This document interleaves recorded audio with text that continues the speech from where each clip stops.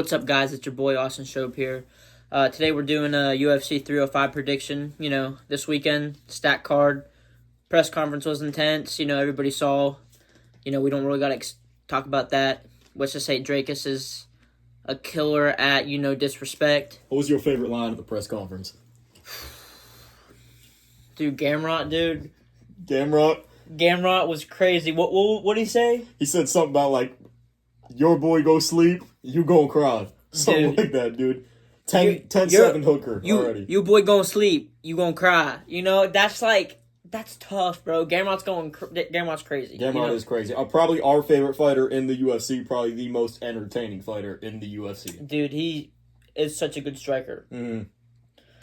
But, we'll get into that prediction here in a little bit. But let's start off with the main card. We're only doing the main card, We ain't got time for the prelims. I'm sure there's some good fights on the prelims, but I'm sure everybody's just looking forward for the main card. Straight to the money fights. So, let's get into it. The first fight is... we got Li Jingliang versus Carlos Prates. I don't really know too much about Carlos Prates, but the only thing I know about this, Li Jingliang guy is that he fought Hamzat, right? Yeah.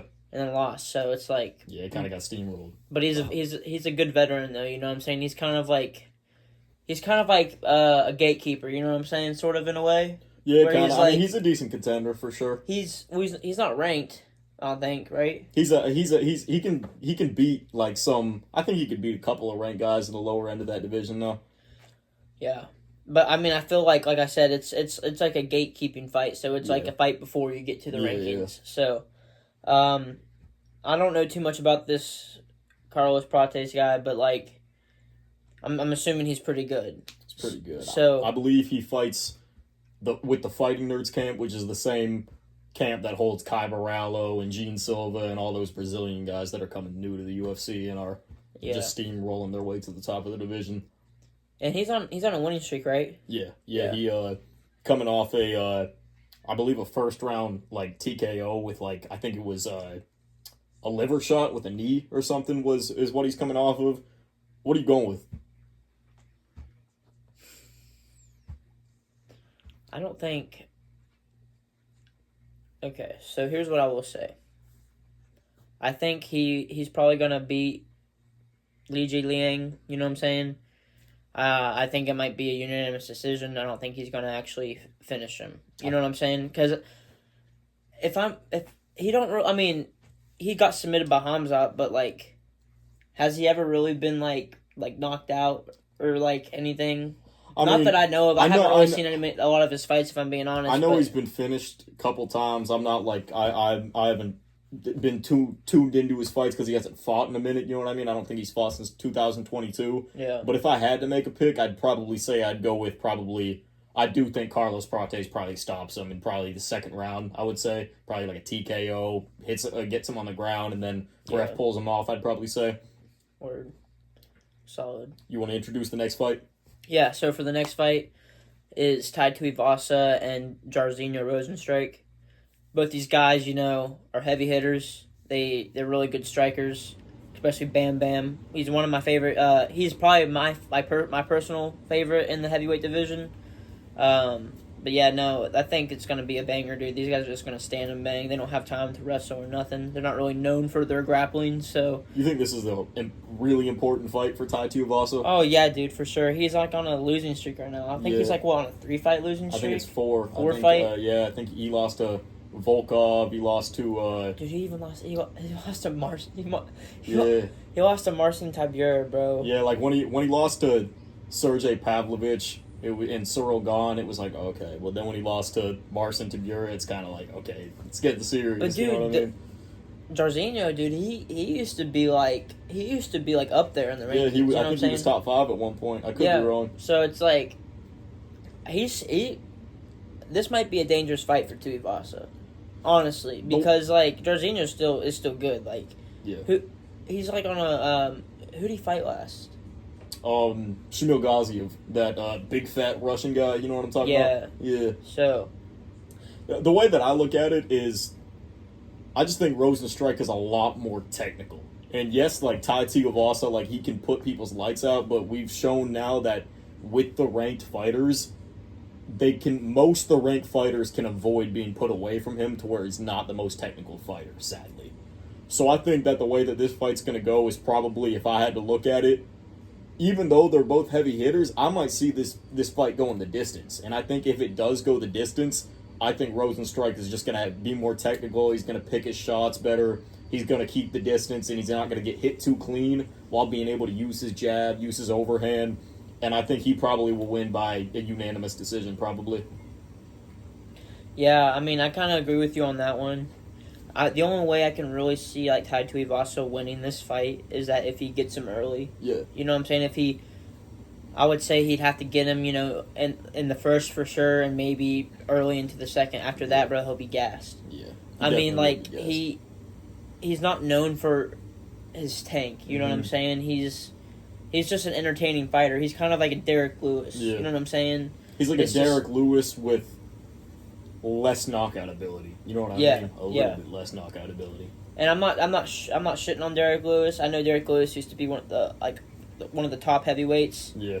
And he was like a serious powerhouse, but it's just like in terms of just like, you better get him early or like, you're going to be screwed type of way, then it's like he's kind of like a very mild version of Derek Lewis. You know what I'm saying? And I hate to say that because I love Bam Bam, but like it's just like you're dealing with some high level striker, and Jorginho. So it's like, now to put you on the hot seat, if Tai Tuivasa loses this fight, let's say he even gets finished, does he get cut from the UFC on a 5-fight losing streak? Definitely not, because from where he's still ranked. Mm-hmm. You know what I'm saying? But what's Rosenstrike ranked? Like 12, 13? He's ranked 12, I think. Yeah. Yeah. So it's like, I think once he breaks that top 15, they might try to give him one more fight, and then if he loses that, bro, he's probably gonna get cut. Yeah. So.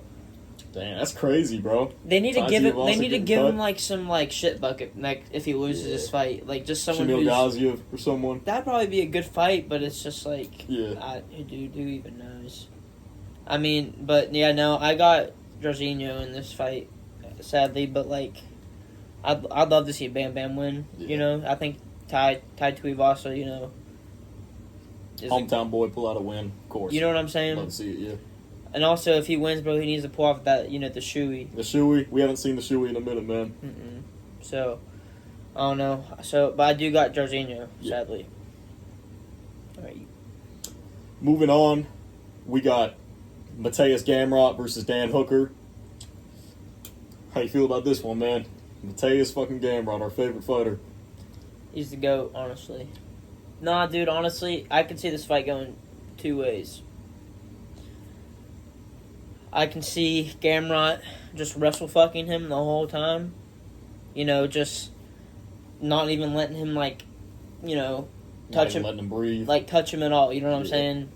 Or I can see Dan Hooker, coming up with a really good game plan for this fight. Maybe he trained with some high-level wrestlers. We don't know. We don't know what he did. You know what I'm saying? I just know he's tatted the fuck up now. Yeah. Dude, the last time he fought before this fight, he didn't have any of those tattoos. He really looking like a hooker, bro. Shit, bro. I wouldn't fuck with him, though. I don't know, but like I said, I can see it going both ways. It's like I can see, either Hooker maybe knocking him out, or maybe just, like, sticking in there with him, making it, like, a really good fight. Or Gamrot, fucking, doing what he does in every single fight, so... Every single fight, too. I swear you can watch any Gamrot fight, and it looks the exact same, bro.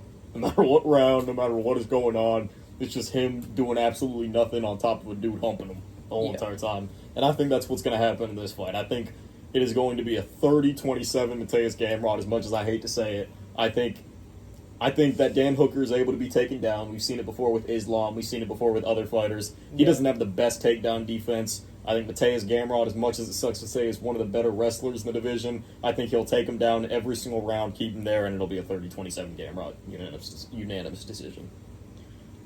I'm going to go on a limb here, bro, and I'm going to say I got Dan Hooker in this fight. I think I got him by split decision.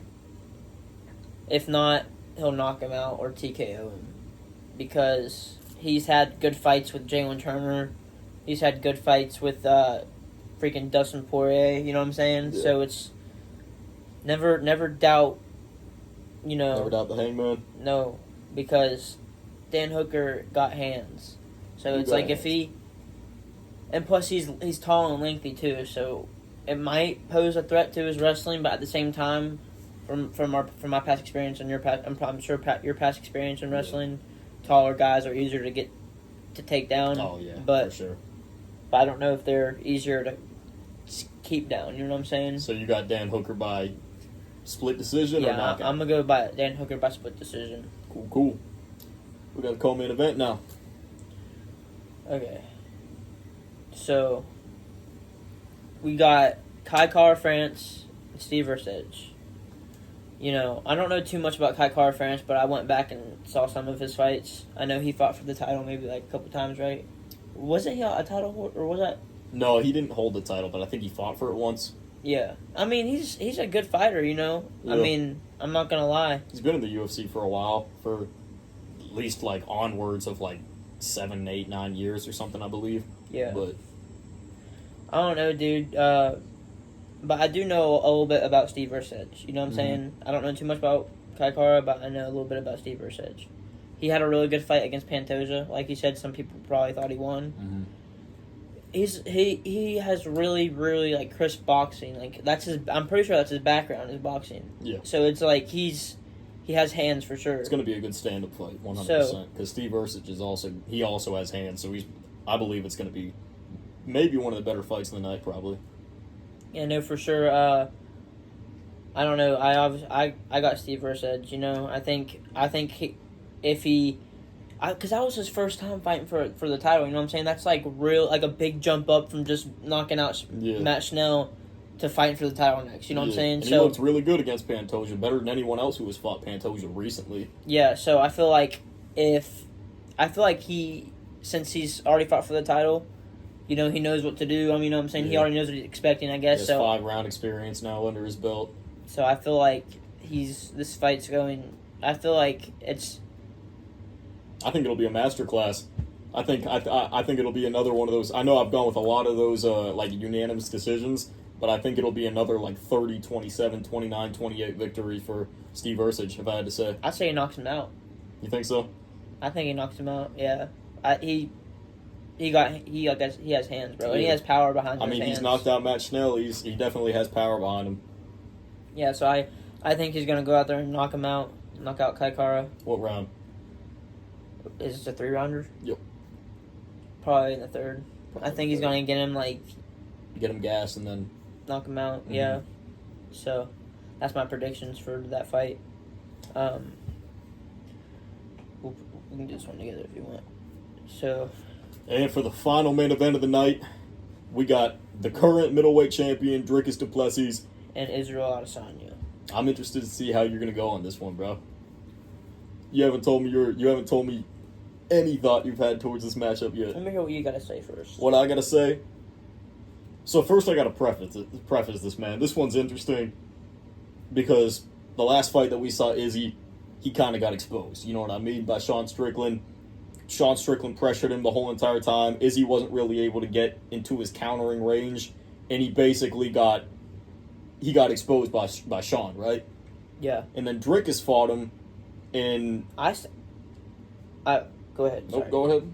I think, like I said, I'm just gonna say one thing. Sean Strickland, me personally, I thought he beat Dricus, but it was a good fight. You know what I'm saying? Yeah. They're both pressure fighters. It was a close fight. I thought he won too.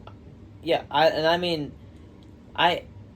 Sean Strickland's just one of the dudes that, you know, he can fight anybody. You know what I'm saying? He's tricky, bro, because he has such good defense, but he also has such good pressure that he doesn't really give you time to breathe. You know what I mean? Yeah, I definitely feel like Dricus did a good. He did better with Sean Strickland than Izzy did. You know what I'm saying?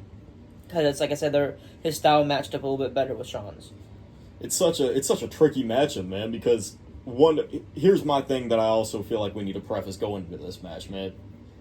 and I know this is something that could just be like a myth, but I feel like there is a complete difference between Izzy defending the belt and Izzy contending for the belt. You know what I mean? Like, remember whenever he was facing off against Pereira to gain the belt back, there was something different in him.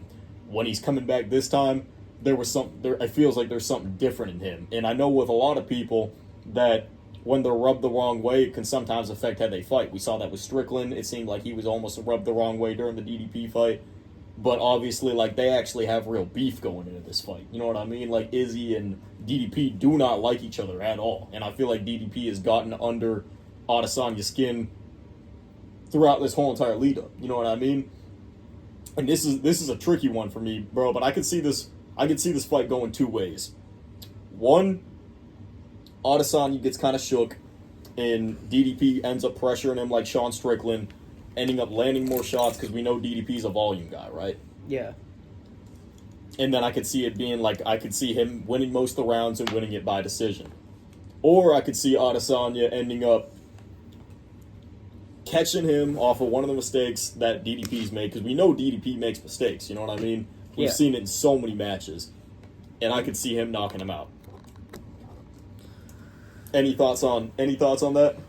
You see DDP knocking out Izzy, or Izzy knocking out DDP? I could see Izzy capitalizing on some of the mistakes that DDP can make, because Izzy is a really crafty fighter. He puts people in traps. He's really good at countering and finding like the holes in people's games. You know what I mean? Yeah. So I don't know if you saw on Instagram that it was showing like Izzy, like his physique against Strickland. Mm-hmm. And then his physique against DDP. Dude, he looks like he's fucking like... He looks bigger. The lighting was better in that picture, but he does look bigger. He looks like he's more shredded and stuff, and more bulkier and stuff going against DDP. So I feel like the break really was really good for him. You know what I'm saying? Because he went to war with Pereira, you know what I'm saying? Yeah. So he just had like 3 really tough fights in a row. Yeah. And like, especially that Sean Strickland one, like, that one was probably the worst. That probably destroyed his ego, yeah. Yeah, so... But I feel like he's prepared and ready for this fight. I'm not saying Drakus can't win. I think he could. I mean, shoot, he could shock the world tomorrow. You know what I'm saying? It's just like... But I'm more... Well... You wanna hear... You Yeah. said you want to hear what I think? If I had to make the prediction... I said this to begin with, and I almost changed my mind after seeing the press conference. But I think Israel Adesanya is going to knock Dricus du Plessis out. I really think he is going to. I think there's something... Izzy is one of the few fighters that when he genuinely is irritated and genuinely has a chip on his shoulder... He does better. He does better. And I think this is going to be... He did that with the Pereira fight. Exactly. And I think this is going to be another one of those things where he ends up catching him in round 1 or round 2 and gets a crazy knockout, maybe like a knockout of the year moment. Maybe DDP ends up blitzing coming in, you know what I mean? He catches him with a left hook or something like that, or a right hook. I could see something like that happening. And if I had to go with my gut feeling, I'm going to say Israel Adesanya by KO in the first or second round. It's a tough one, right? Yeah. I don't think he's going to finish Drakus. He has a good chance to, actually, but if he's going to finish Drakus, I think he's probably going to finish him early. But I definitely feel like it might go the distance, maybe, just because where Drakus is also like a pressure fighter, but he's not. He doesn't do it like Strickland does, though. And he has a decent chin too. He's shown that. Yeah, so I mean, I got Izzy by unanimous decision, but I can also see him maybe knocking him out, but I'm just gonna say unanimous decision. You just think he's gonna be more technical throughout the fight? Yeah. Yeah, no, I think You think DDP's too sloppy of a guy for Izzy? Probably, yeah. If I had to say. I think he's like, I don't know, dude. Like I said, I don't think DDP's a bad fighter. He's obviously a championship caliber fighter. Yeah. But it's just like I said, styles match up better with different styles. Yeah. You know what I'm saying? So. And MMA math don't work, you know what I mean? Like doing the whole thing where like DDP beat Sean Strickland, so DDP will beat Adesanya. I don't believe in MMA math. Mm-mm. No, we've seen it too in MMA. So, Yeah. but yeah, no, that's my predictions. That's his predictions. Let me know if you guys like this video. Stay tuned in for tomorrow for the fights. 10 p.m. Eastern time. I'm really excited for these fights. I'm sure you guys are too. And let me know in the comments what fight you guys are excited to see the most. And let me know if you want to see more videos like this in the future. But yeah, that'll be it for this video, you guys. Just stay tuned. Peace.